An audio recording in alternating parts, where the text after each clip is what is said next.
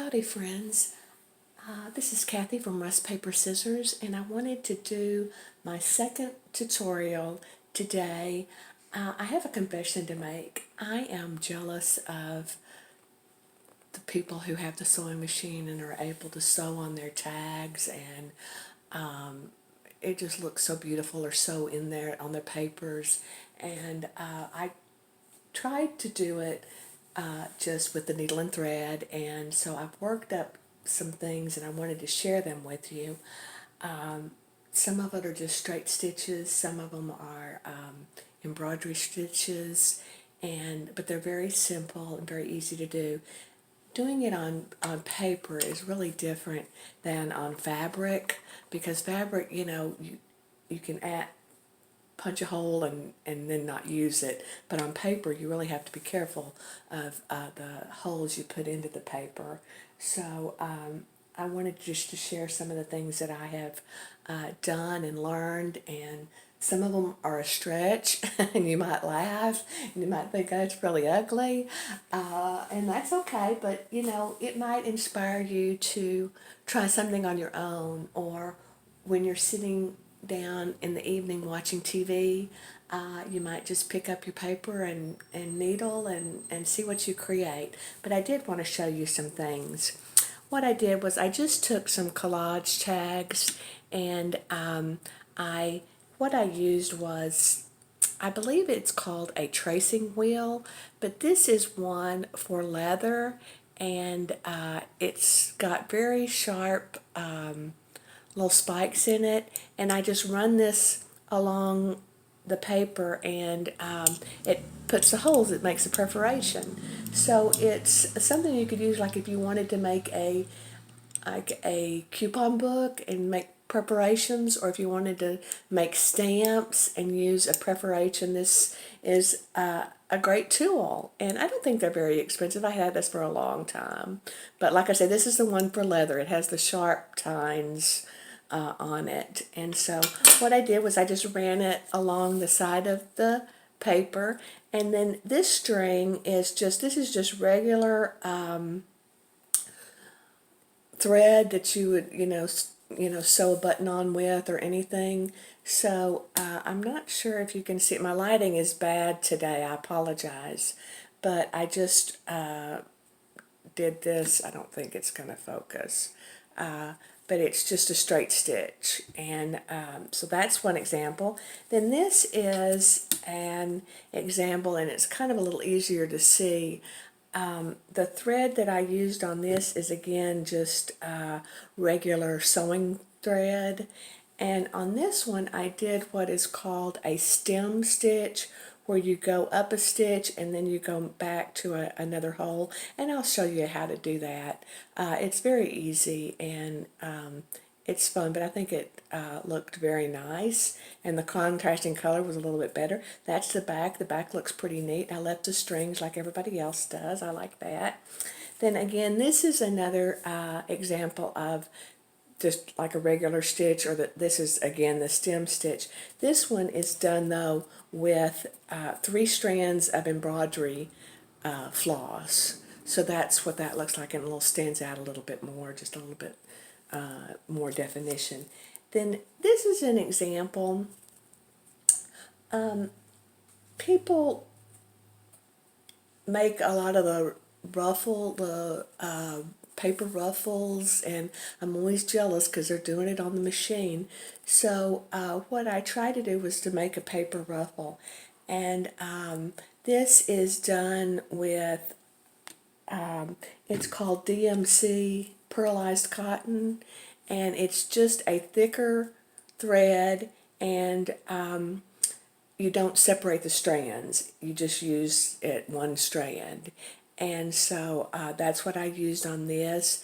This is crepe paper that I dyed, or I tea dyed, and I saw this from Robin Dudley House. She was doing a tutorial and was using this. I'm surprised, it's pretty sturdy, and so I used that, and I glued it down just very lightly, and then I went over it with just a straight stitch, and I made these stitches a little bit bigger, and the back looks neat if you wanted to, show the back too. So that's that. Then this is, again, one strand of the pearlized cotton. It is the stem stitch, and it's just kind of a straight plain stitch. Then I did just a regular stitch, and this is just with regular sewing thread, and then every so often I added a button, and I thought that really looked cute. And so that's another example of something you could do if you don't have a sewing machine. Then the next thing I tried was to do some embroidery stitching, and this is called the chain stitch. And I used, again, the one strand of the pearlized cotton and did what's called a chain stitch. And that was fun. It's very easy. I'll show you how to do it. It's very easy. The person that I saw, there are a lot of tutorials on YouTube on embroidery stitching, and I'll try and link him below, but I loved the way he did the chain stitch, and it's so easy because you just go back in the same hole, and you don't make more holes on your paper, which is a plus. And then this is another example of the chain stitch. This is just with regular thread, and I pulled it pretty tight, so it's kind of hard to see the chain, but that's that. And then this is another example of the chain stitch, and I did this one with 3 strands of embroidery floss, and that's just what that looks like. And I'm sorry this isn't focusing better, but that gives you an idea. And then this was, it was French knots, and I call it kind of a modified French knot, but I did a stitch, and then I made the knot, and then I did a stitch, and then I made the knot, so it made them a little different. So that was just something different to do. And then again, this is a tag with where I did the French knots, and this is just regular sewing thread, and I did the little French knots every so often. Again, it's a modified French knot. Normally a French knot is you go in the same hole, and this one I was going in a different hole. And here is again an example of the chain stitch, and this is just with regular thread. And again, I didn't pull it quite as tight, so you can see the chain a little bit better. Then now we're going to be getting into some of the things where you're thinking, that's a stretch. But maybe if I was desperate for a tag, I might use this one. But what I did was I tried to make the modified French knot stitch, and then I tried to make it into a flower, and then I did the stem stitch. So it's just kind of like a tag with supposed to be flowers on there, but it's a stretch. Then this one I did the stem stitch, and I just added a bead every so often, and so that just dressed it up just a little bit. And then this one I did just a regular stitch, and I added a pearl on every stitch, and then I just added some what is that? Dictionary paper, some lace, a tag, and another little tag that I just stamped on there. And I thought that looked really pretty. So that's another example. Then this was an example. I was just trying to get some material on there, and I sewed on the front, but it looked so much better on the back. I have to figure out how to get this on the front, because I think that would look really pretty on to the material, but the front of this just really looked bad. So but I just wanted to show you not everything works. And then here's another stretch. This one I was just trying to use some different materials that I had in my stash, and this was just a regular stitch, and then I added some sequins and I did a French knot into the sequins to hold them on. So that I say, but if you had like maybe a New Year's Eve themed page or something, you might could put that on there, or if you were going to the prom or something, that might work. And then, you know, I was talking about this tag where I used the crepe paper that I had tea dyed, and I really loved it. And then I have seen, you know, like I say, there's people doing these great ruffles on their paper. Well, in my stash I have like a lifetime supply of this. It's called paper ribbon twist, or ribbon twist paper, and I've just started using it and I love it. It gives you a little dimension on your page without giving you a whole lot of bulk. On this one, I just tried to simulate a ruffle rather than try and flatten it out. And I could have gone back and sewn over that, but I didn't, you know, maybe with a contrasting color. But I just wanted to see, this ribbon twist paper is really easy to use, and there's a lot of different uses for it. And I only have 2 colors, but like I say, several years ago, I was helping in Vacation Bible School, and we needed this ribbon twist paper. I did not realize how much I was buying. I bought these 2 huge spools of this stuff, and I have not figured out a way to use it for so long, and then I finally have used it in several of my journals. If you look at my Halloween journals, I really highlight it on those. I'll show you an example real quick.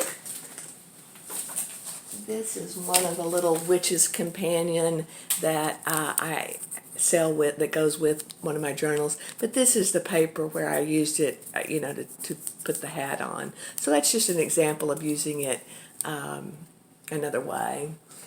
But the other thing I wanted to talk about was like just doing needlework on fabric, and then I wanted to cut these out and add them to a tag. But what I did was I took the Tim Holtz wallflower stamps, I believe, and I just stamped them on the fabric. You can see here's an example of just stamping it. And then I went over it with the material, with the floss, the embroidery floss, and like I say, cut those down and add those to a tag. If you had a botanical themed journal, I think that would look really pretty. And then here was a sunflower that I stamped from the same stamp set of Tim Holtz stamps, and I wanted to show you how to do the stem stitch on the stem here, and I just drew it with pencil on here, but I stamped this with, I believe I just used maybe Stays On or Memento ink, and let me show you if I can get my camera set up. But the stem stitch is just kind of a running stitch, and let me show you. This is the floss, and it, like I say, it's 3 strands, and then I use, I believe it's called a Chanel needle. It is like an needlepoint needle, except the end is sharp. And so how I thread my needle is I put it over the shaft of the needle, and then I take my needle out, and then I just run my the eye over it, and then the thread comes through there, so it's really easy. So this is an example, and I'm just gonna, there's my line, if you can see that, and then what I'm doing is I'm just making a stitch, and then it's kind of a back stitch, and I come back to where the other hole was, where the stitch was, and then I keep the thread on this side of the material so it doesn't get caught, and then that just makes a stitch. So I'll do it again. So I'm going to go in there, and then I'm going to come up back at the end of where that other stitch was, and I'm keeping the thread down, you know, not going through the thread. And then I just go like that, and then that creates the stem stitch. And it's real easy, it goes really fast. You can get a lot done in a little bit of time, and like I say, try not to catch it. And then so that's just a stem stitch, and that's what I did on a lot of the cards that I showed you at first, or the tags, was that stem stitch. It was just a plain stitch there. That's the stem stitch. Okay, and then I wanted to show you a chain stitch, so I did this one in contrasting thread so you could see it. But again, I'm using 3 strands of the floss. I'm putting the thread over my needle, and I pull it tight, and then I just take the eye and run it over those threads, and it threads it real easy. So that is that. I say that, and then of course during a tutorial it won't work, but okay. And then now this is the chain stitch, and this was this guy's. I'm going to try and go around my camera. You're making this just like a little chain. So what I do is I skip a hole, and then I come in the next hole, and I come up, and then I go under the stitch or the chain before and come out, and then I go back down into that same hole where the thread came out of. And so it's very easy. Like I say, I will list his tutorial on how to do it, and some others that they're really good. But what I did was I go down and I skip a stitch, I skip a hole, and then I come down and I come up, and then I go under that chain, and then we come back into the same hole, and that makes the chain. And so it's very easy. That's the easiest chain stitch I've ever seen or done. So that's that example. And then this is just an example of where, I don't know if you can see, I ran the I ran my tool along the tag, and it made the holes. And what I'm doing is, again, this is 3 strands of dental floss oh, what is it? I'm going to see if I can do it this way and come up. But it's 3 strands of the DMC floss, embroidery floss. Then I'm just coming up the hole and then going down in the next hole. It's just a running stitch. But what I do is it skips a little space in there. It gives you a little space. And I don't really like that.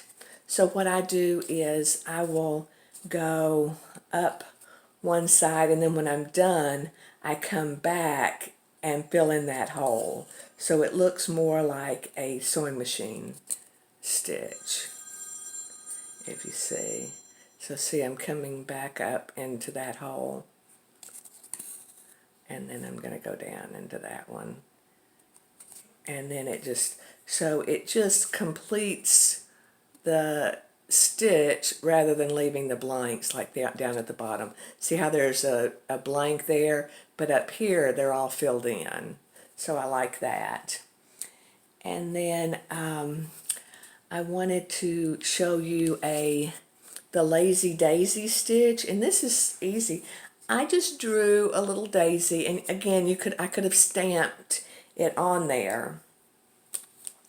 And this stitch, it's kind of like the chain stitch, but it's a little bit different. And what I did was you can't see it, but I'll show you. I'm going to put a hole, I'm going to use a needle, and I'm going to make a hole at the bottom here where the circle is, like the center of the flower, and then I'm going to make a hole up here at the top of the flower. So I don't know if you can see that there's a hole there and then a hole at the top of the flower. So I'll show you. So here's our thread. I'm going to come in this bottom hole. With paper you have to look at the back. And then what I'm going to do is I'm going to make a circle. I'm going to go back to that same hole, but I'm not going to pull the thread all the way. I'm going to leave a little bit. Then I'm going to come up at the top of that flower. I don't know if you can see it, but okay. I'm going to come up at the top of the flower, and then I'm going to go through the thread so there's like a loop. And then you don't pull it too tight, but I'm going to go back into the top of the flower, and since it's paper, I'm going to go back into the same hole just so I don't make more holes. And then again, we're not going to pull it too tight, but oops, I pulled it too tight. But if you leave it kind of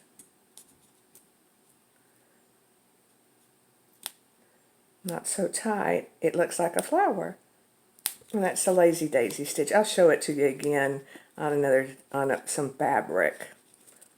But there you go. But all it was I punched a hole here at the bottom of the flower, or the center of the flower, and then I punched a hole at the top of the flower. And then you come in to this, where the center of the hole is, oops, where the center of the flower is. Okay. It's going to be a long video, I'm sorry. Oh, my needle came unthreaded. Hold on.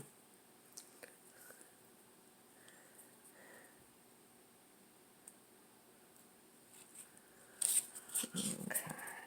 I'm going to come into the bottom here. And then we make the circle. You go back into that bottom hole where the center of the flower is.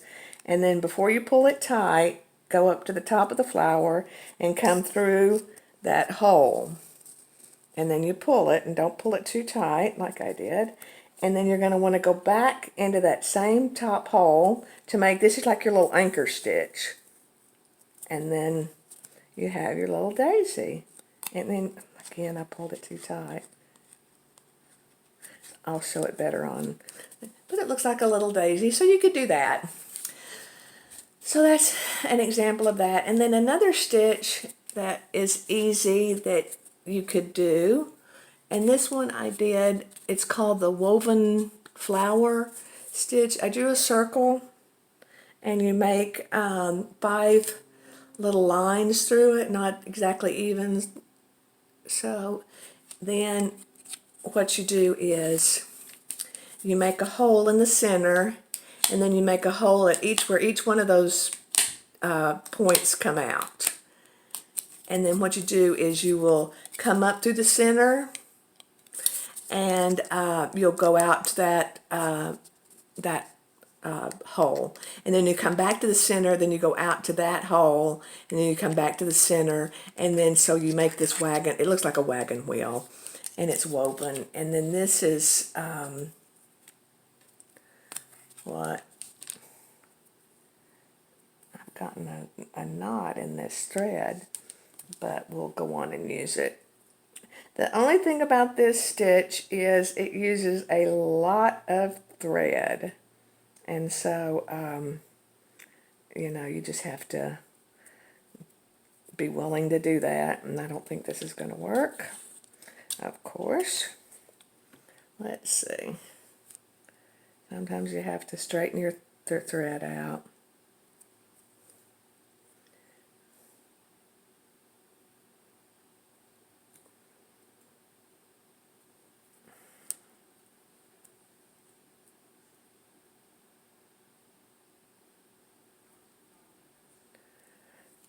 Well, if I wasn't filming, I could do this no problem.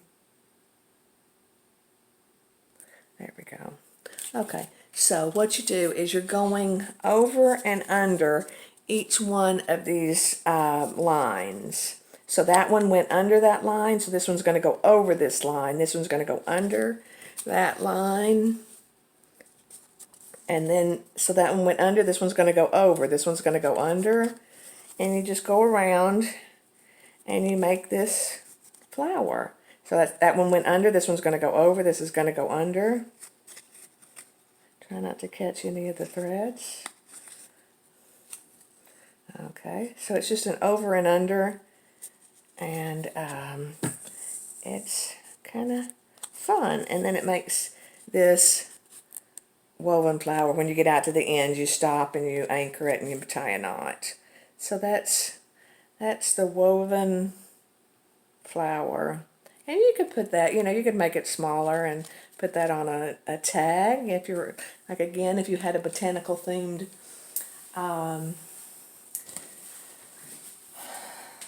journal. And then I wanted to show you the Lazy Daisy stitch. And that I'm going to do this on the fabric. What it is I have, let me get this all messed up, all tangled up. All right, I have my yellow thread, and it's 3 strands of embroidery threads, and I'm going to thread my needle. If you hold it tight, usually you can get it. I must not be holding it tight enough. And then you just run the eye over it, and it slips in there. Oh, it really is pretty easy. Okay, so here we're doing, what I did was I drew on this fabric with just a erasable marker or pencil. And I drew a very rough sunflower. So I've just finished the top part of that, so I'm going to come back down here at the bottom, and I'm going to find my spot, and I'm going to go up, and then I'm going to make this circle again, but I'm going to come down over here. So I pull the thread, it's kind of like a chain stitch. I pull the thread, and then at the top of the flower, I'm going to come up through the fabric. So the top of the flower, and then I'm going to go through this hole, this circle.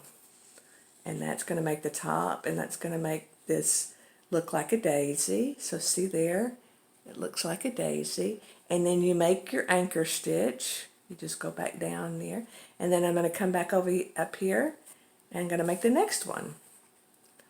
And so that's that. And then I'm going to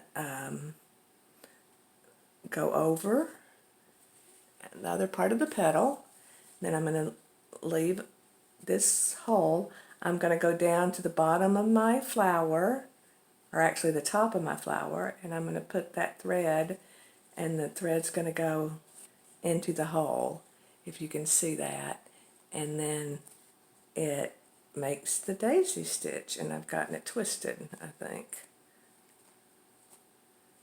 No, there. So as you pull it, it makes the petal, and then I'm going to go down here and anchor it. And then you would go on to the next stitch if there was another petal. Or I could come back here. This one needs one in between. I would come up, I would make a, it's a little bit harder because I don't have an embroidery hoop, but if you had an embroidery hoop, but I just wanted to show that you don't have to have some of these equipment just to do some basic stitching. And then that's going to make the flower, the petal, and you're going to go down. Now I wanted to show you the French knot, and that's what I've done here in the center, like I did on this one, this Tim Holtz stamped flower that I embroidered over. I did French knots. So let's do the French knot. And the French knot is what we did on the card, on the tags. So let me show you that. And then I'll show you the modified French knot too. And I'll show you how I do the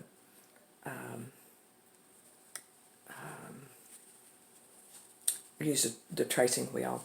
Okay, to make a French knot, you just come up and you take your thread, and you're gonna, how I do it is, and I may be doing it wrong because I do things left-handed and I'm right-handed, but I think I was a lefty and they made me a righty, so I don't know. But if you see the thread, I'm going around the needle. I'm going to go around 3 times. That makes a pretty big French knot. And then if you kind of keep this hand that I'm moving kind of taut, and then you want to go back down close to where you came up, and then keep that thread, and then it's kind of hard to pull through sometimes. And then you just pull it and it makes a knot. It makes a knot. So I'll show you again. I'll see if I can hold it up and show you. But you just come up, you take your thread and you go around 3 times. 1, 2, 3. You can do 1 time, you can do 2 times, you can do 3, you can do 4. And then what I'm going to do is I'm going to go back down very close to that hole. I'm going to try and keep this taut so it came unthreaded. Well, it's the joys of filming, but you would pull it through and it would make a knot. So let's do it again. Well, let's thread my needle.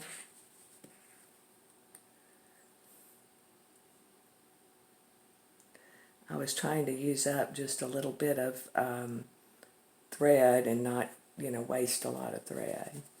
So you come around, you have you bring it around 3 times, and then I'm going to go back in the hole, very close to where I came up. Doesn't have to be exact, but very close. And then you kind of hold that string taut, and then you pull, and it makes a knot. So that's the French knot. And then again, there's a lot of tutorials that the people are much better than I am, and I'll let them really do it. But that just gives you an idea. But just some things you could do to add to your journals, to add to a page, I thought was fun. Now I wanted to show you what I did was I got some of this. I guess it's craft foam, fun foam, whatever